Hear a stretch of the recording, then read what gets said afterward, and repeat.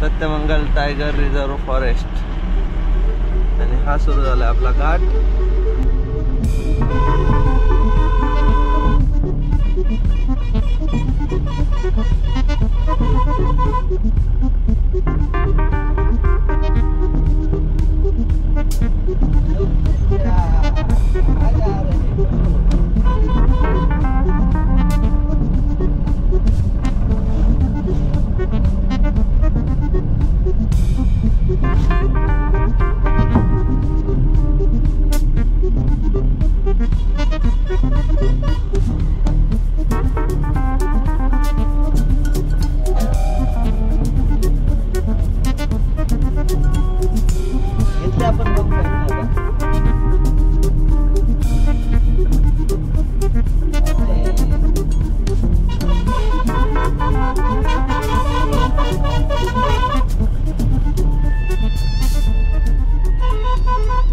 तर अशा मोठ्या घाटांमधून जेव्हा मित्रांनो तुम्ही प्रवास करत असाल त्यावेळेस गाडी जास्तीत जास्त गिअरवरती कंट्रोल करण्याचा प्रयत्न करा.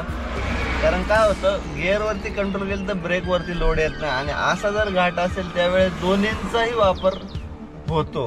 आणि जर फक्त आपण ब्रेकवरती कंट्रोल केली तर गाडी लवकर ब्रेक गरम होण्याचे चान्सेस जास्त असतात. त्यामुळे शक्यतो गिअरवरती गाडी कंट्रोल करा. आणि चुकूनही तुम्हाला जर कधी चाकांमधून धूर निघाला तर पाणी वाचण्याची चूक कधीही करू नका. गुड मॉर्निंग मित्रांनो, जय शिवराय. आपण आहे कुनिगलला आणि ब्लॉगची सुरुवात करतो इथूनच. कारण सकाळचे 9 वाजलेत. आपण पण 7 वाजताच उठलो होतो, पण ब्लॉग एडिट करत होतो त्यामुळे आपला टाइम गेला. फ्रेश झालं आणि इथून मित्रांनो आपल्याला 500 किलोमीटरची आता सत्यमंगलम कोयंबतूर मार्गे कोचीनची जर्नी आहे, ती एन्जॉय करायला भेटणार आहे. त्यामुळे चॅनलवरती नवीन असाल तर सबस्क्राईब करायला विसरू नका, कारण खूप छान छान सिरीज तुम्हाला बघायला भेटतील. मित्रांनो, पार्ट 1 मध्ये तुम्ही पाहिला असाल पुण्यापासून ते इथपर्यंतचा प्रवास, तुमकूर पर्यंतचा प्रवास आणि बऱ्याचशा गोष्टी नवीन तुम्हाला शिकायला पण भेटल्या असतील. तर ह्या एपिसोड मध्ये आपल्याला पण बऱ्याचशा गोष्टी बघायला भेटतील, शिकायला भेटतील. तर त्या सगळ्या बघण्यासाठी चॅनलला सबस्क्राईब नक्की करा आणि जर्नी एन्जॉय नक्की करा. आता इथून डिझेल भरूया. HPS पंपावरती रात्री थांबलो होतो आणि आपली ही वाट धरूया. तर चला पहिलं डिझेल भरून घेऊ, कारण आपण आतापर्यंत 5,500 रुपये डिझेल भरलं होतं आणि डिझेल आपलं आता बऱ्यापैकी कमी झालंय. तर पहिलं इथं भरू आणि मग जाताना सत्यमंगलमच्या जवळपास गेल्यावरती टॉपअप करू. तर मित्रांनो 2,000 रुपयाचा आपण डिझेल भरून घेतला आणि इथून मित्रांनो आपल्याला जो म्हैसूर बँगलोर हायवे तो आपल्याला एक 15 किलोमीटर वरती लागेल आणि तिथून परत आपण मधल्या मार्गे सत्यमंगलमला जाणार आहे आणि मग कोयंबतूर मार्गे कोचीनकडे, असा आपला आजचा रूट असणार आहे मित्रांनो. आणि हा रोड खरंच खूप चांगला आहे. ज्यावेळेस आपण तुमकूर वरतून इकडून गेलो त्यावेळेस ह्या रोडला अजूनपर्यंत तरी कुठेही आपल्याला काही प्रॉब्लेम आला नाही किंवा कुठे काम चालू आहे असं काहीच नाही लागलं. तर मस्त असा परिसर आहे, मस्त असा रोड आहे आणि खूप छान अशी आपली सिरीज चालू आहे. तर चालू मध्ये चहा पण पिऊन घेतला, कारण 10 वाजायला आलेत म्हटल्यावरती चहाचा ब्रेक तर बनताय.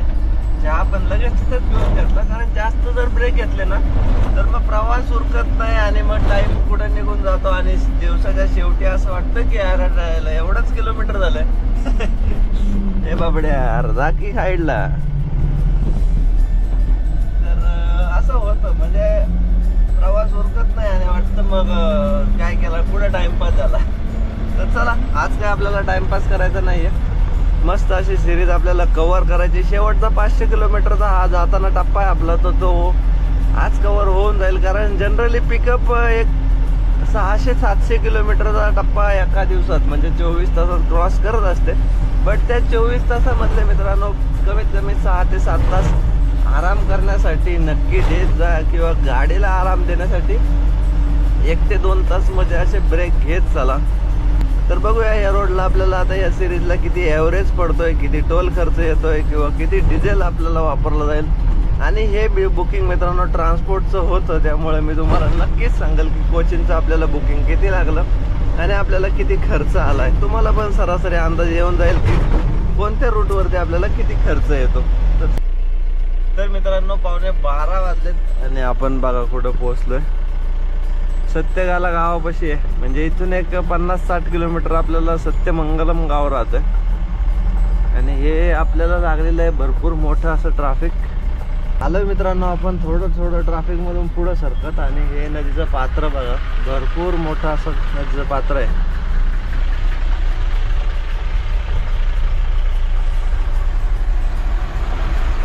या सिरीज मध्ये मित्रांनो आपल्याला 3 राज्यांमधून प्रवास करावा लागणार आहे. एक तर आहे कर्नाटक, त्यानंतर आहे तामिळनाडू आणि तिसरा आहे केरळा.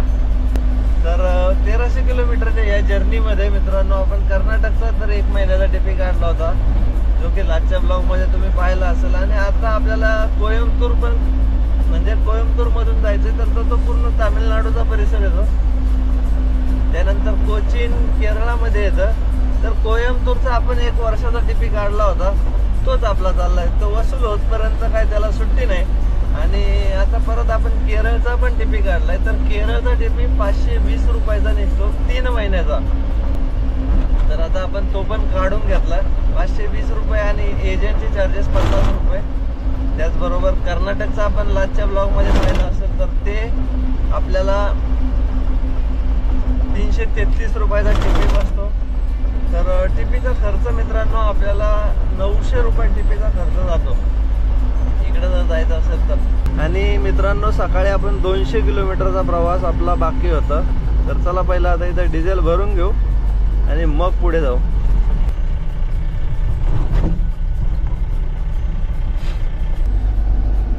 तर 1620 रुपयाचं मित्रांनो आपल्या गाडीमध्ये डिझेल बसलं. गाडीचं पोट झालं फुल.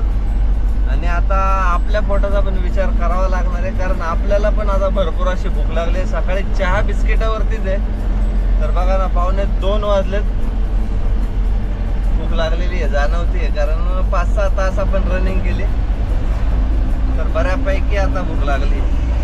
मतलब मस्त असं जंगल आहे बघा, इथं हरणं पण आहे झाडाखाली. ते बघा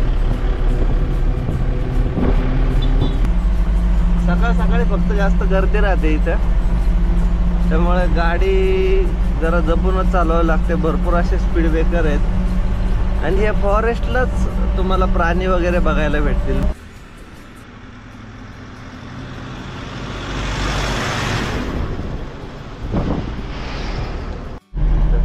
तर हे आलं मित्रांनो 20 रुपयाचं आपलं अजून एक तिकीट फॉरेस्टचं. चला आता पुढं जाऊया. आपले वरचे चेकपोस्ट तर संपले, आता आपल्याला खाली चेकपोस्ट लागतील घाट उतरल्यानंतर. आता एक केळाचा लोड बघा गाडीमध्ये किती भरलाय, फुल वरपर्यंत केळी. 3-3.5 टन. आणि इथे छोटस एक माकड बघा.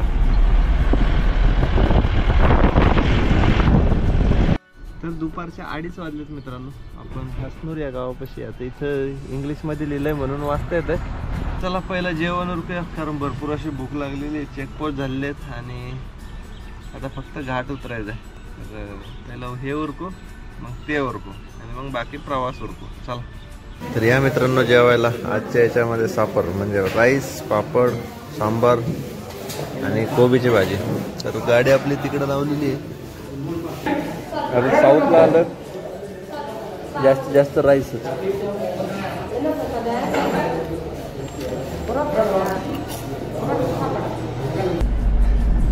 तर मस्त असं साऊथ इंडियन जेवण आपण खाल्लं, ज्याच्यामध्ये होता राईस, सांबार, कोबीची भाजी आणि पापड.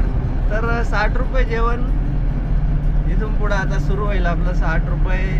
जास्तीत जास्त राईस आणि पराठा. तर साऊथला आल्यानंतर तेच जेवण शक्यतो खायला भेटतं. आणि मित्रांनो ही आपली 3री ते 4थी ट्रिप असेल सत्यमंगलमची. आणि बऱ्यापैकी आपला सत्यमंगलमचा घाट कव्हर झालेला आहे. ते फॉरेस्ट झालंय, घाटातले टर्न झालेले आहेत आणि छान छान असे व्ह्यूज पण कव्हर करण्याचा प्रयत्न केलाय. तर आताही बघूया आपल्याला काय काय पुढे बघायला भेटेल, कारण फॉरेस्ट आपलं हे कव्हर झालं.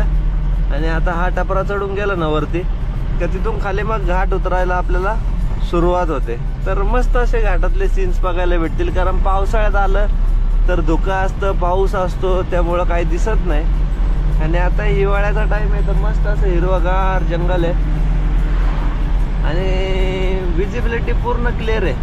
त्यामुळे छान असं आपल्याला घाटात एन्जॉय करता येईल.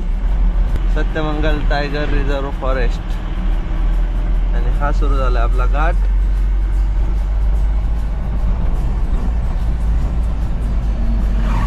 इथं मस्त असं छोटंसं मंदिर आहे. ओम नमः शिवाय. Leopard crossing zone.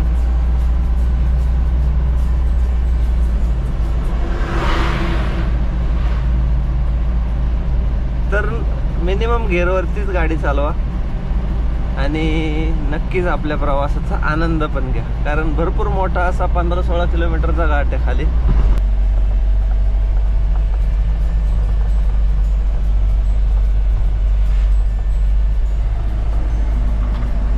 आणि ह्या घाटात मित्रांनो गाडी थांबवायला ऑप्शनच नाही आहे, कारण गाडी थांबवायला साईडला कठडे आहेत डायरेक्ट.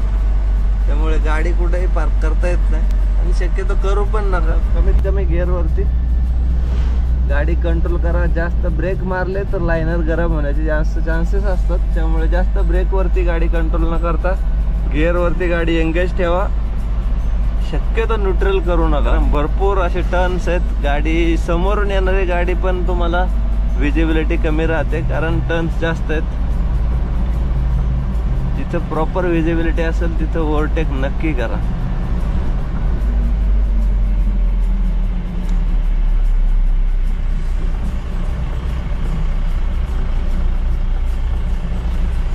बघा कसला फास्ट आलाय तो आणि आपल्या मागे आकारवाला घुसला होता मध्ये. तर हेच लक्ष देऊन गाडी पास करणं गरजेचं आहे.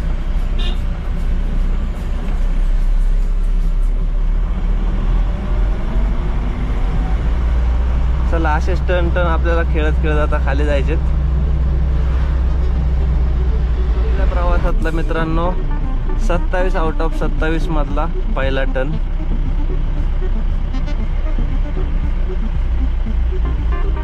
पहिलीच लांबून घेतली आणि मग नंतर जवळ काटायला सुरुवात केली गाडी. बघा म्हणजे आपल्या लेन मध्ये समोर येणाऱ्या गाडीवाल्याला सुद्धा त्रास नाही होणार. आणि हा साईड सीन्स मस्त असा.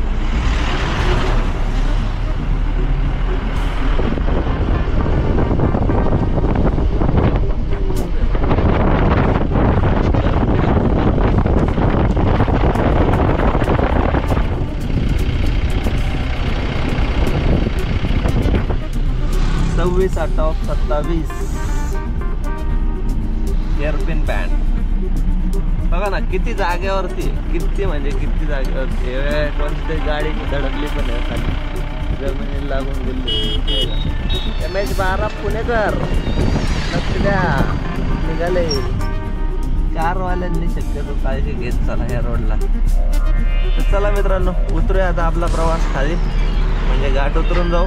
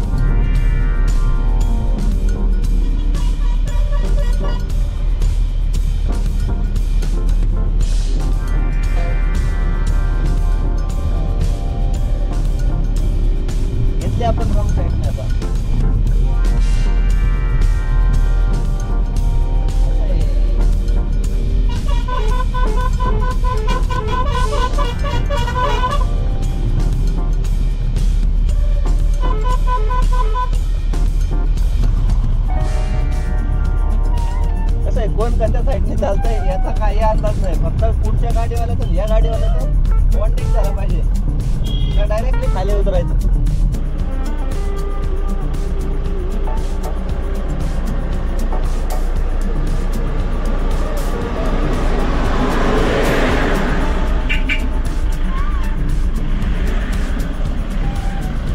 तर फायनली मित्रांनो घाट उतरून आपण आता खाली आलोय आणि आता आपल्याला लागेल परत फॉरेस्टचा बॅच. संपल्या आपल्या 27 आउट ऑफ 27. एक शेजारी मंदिर आहे आणि आपली गाडी लागलेली आहे. थोडी थंड व्हायला सावलीत, कारण आपले हे जे ब्रेक लायनर आणि ड्रम आहेत बापरे भरपूर असे गरम झालेले, थोडा वास मारतात. कारण ते नवीन असल्यामुळे ना ते गरम होण्याचे चान्सेस जास्त आहेत. तर पुढचे दोन्ही ब्रेक पॅड नवीनच आपले, टायर आता बऱ्यापैकी गरम झालेले आहेत. तर मस्त अशी गाडी आपली आता इथं लावलेली आहे. थोडं इकडून सावली येते आणि हे समोर भरपूर मोठं असं फॉरेस्ट. तर मित्रांनो, घाटामधून प्रवास करत असाल, हा मागचा मोठा सत्यमंगलमचा घाट तुम्ही पाहिला असेलच. तर अशा मोठ्या घाटांमधून जेव्हा मित्रांनो तुम्ही प्रवास करत असाल त्यावेळेस गाडी जास्तीत जास्त गिअरवरती कंट्रोल करण्याचा प्रयत्न करा. कारण काय होतं, गिअरवरती कंट्रोल केलं तर ब्रेकवरती लोड येत नाही आणि असा जर घाट असेल त्यावेळेस दोन्हींचाही वापर होतो. आणि जर फक्त आपण ब्रेकवरती कंट्रोल केली तर गाडी लवकर ब्रेक गरम होण्याचे चान्सेस जास्त असतात. त्यामुळे शक्यतो गिअरवरती गाडी कंट्रोल करा. आणि चुकूनही तुम्हाला जर कधी चाकांमधून धूर निघाला तर पाणी ओतण्याची चूक कधीही करू नका, कारण त्याने तुमचे ब्रेकचे ड्रम खराब होण्याचे चान्सेस जास्त असतात, त्यावरती तडकण्याचे चान्सेस जास्त असतात. तर ही चूक नक्की करू नका. आणि आता आपण थांबलोय घाटाच्या खाली, तर चाक मलाही बरंच गरम वाटत होते आणि ब्रेक थोडे कमी लागायला लागले कारण ते भरपूर असे गरम झाले आहेत.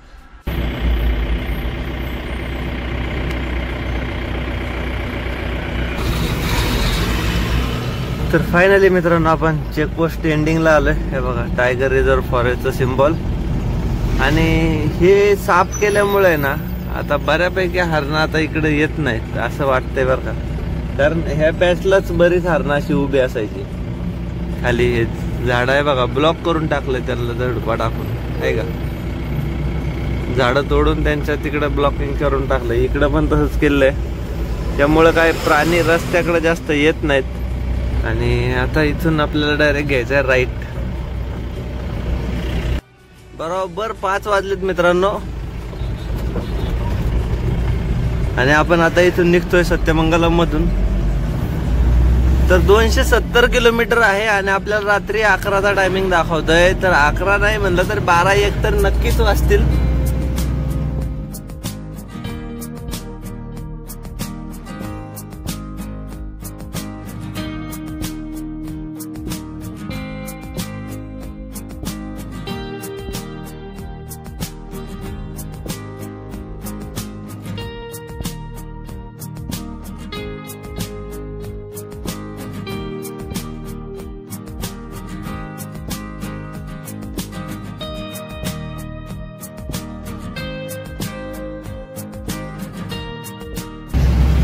संध्याकाळचे 7 वाजलेत मित्रांनो आणि आपण पोहोचलोय कोयंबतूर सिटीमध्ये.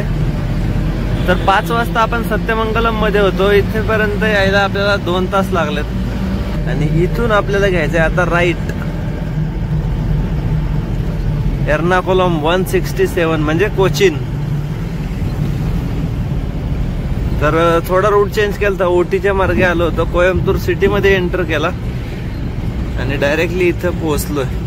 तर आपण आता 2 पराठे खाले, त्याच्यावरती सांबार टाकला आणि तोंडी लावायला एक ऑमलेट पण घेतलं होतं. तर सगळं मिळून बिल झालं फक्त 50 रुपये.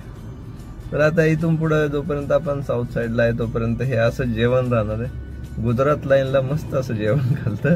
तर ते दिवस आता आठवले, कारण दुपारी पण आपण असंच आणि आता पण आपण सांबार राईस म्हणजे सांबार पराठा. तर चला, जेवण उरकलंय आणि आता इथून 150 किलोमीटरची मित्रांनो आपली जर्नी आहे. मी ऍक्च्युली लोकेशन ट्रॅक करत होतो, बट ते काय लोकेशन आपल्याला ट्रॅक झालं नाही आणि फक्त पिनकोड ट्रॅक होतोय, जो की पिनकोड आपल्या ट्रान्सपोर्टचा जो एरिया आहे जिथे आपण गाड्या भरतो कोचीन मधून, तर त्याच एरियामध्ये दाखवतोय. मग डायरेक्टली आता जाऊन ट्रान्सपोर्ट ऑफिसला थांबतो. 150 किलोमीटरचा प्रवास आहे, 4-5 तास तरी आरामात लागते ना. आता 8:45 वाजलेत. तर डायरेक्टली पोहोचता येईल, तिथं आराम पण करता येईल आणि मग सकाळी जे काही गाडी खाली वगैरे करायचं ते सकाळी बघता येईल. कारण आपल्याकडे लोकेशन भेटेल त्यावेळेसच आपण कंपनीत जाणार. ते तेवढ्याच 9-10 किलोमीटर मध्ये असू शकतं, कारण दोन्हींचा पिनकोड पण सेम आहे. चला मित्रांनो, डायरेक्टली पोहोचू आता आपण कोचीनला.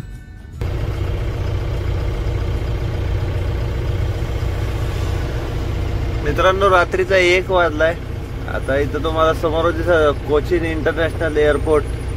तर मित्रांनो, आपण कोयंबतूर क्रॉस केलंय ना, तेव्हापासून इथपर्यंत जेवढे काही सिग्नल लागलेत कोचीन पर्यंतचे, 150 किलोमीटरचा प्रवास आहे, बट सगळे सिग्नल चालू आहेत. आणि आवर्जून सांगायचं झालं तर गाडी पण 2 वेळा अडवली, डॉक्युमेंट चेक झाले, एंट्री काही मागितली नाही, पेपर पाहिले, मटेरियल काय विचारलं आणि गाडी सोडून दिलेली आहे. तर ट्रॅफिक नियम, त्याचबरोबर अँटी करप्शन जास्तीत जास्त आपण कोचीनला म्हणू शकतो, साक्षरतेचा परिणाम, आणि रूल्स पण जास्तीत जास्त फॉलो केले जातात.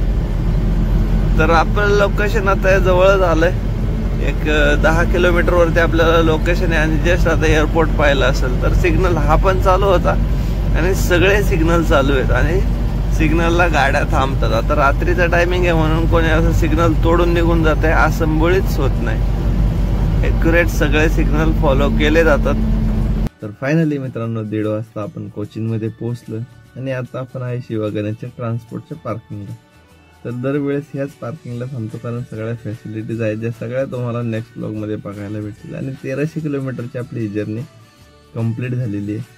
तर गाडी पण नेक्स्ट ब्लॉगमध्येच खाली करायला लागणार आहे. कारण आता हा ब्लॉग खूप मोठा झाला असेल त्यामुळे हा ब्लॉग इथंच एंड करूया. जर्नी कशी वाटली ते कमेंट करून नक्की सांगा. आणि किती हिशोब आला, किती खर्च झाला, टोल, एंट्री, सगळं टिपी, सगळ्या गोष्टी आपण नेक्स्ट ब्लॉगमध्ये कव्हर करू. तर चला मित्रांनो, आता भरपूर असं थकलोय कारण खरं 500 किलोमीटरची जर्नी आपण आज कव्हर केलेली आहे. तर आता मस्त असा आराम करतो. तर सगळ्यांना गुड नाईट आणि जय शिवराय.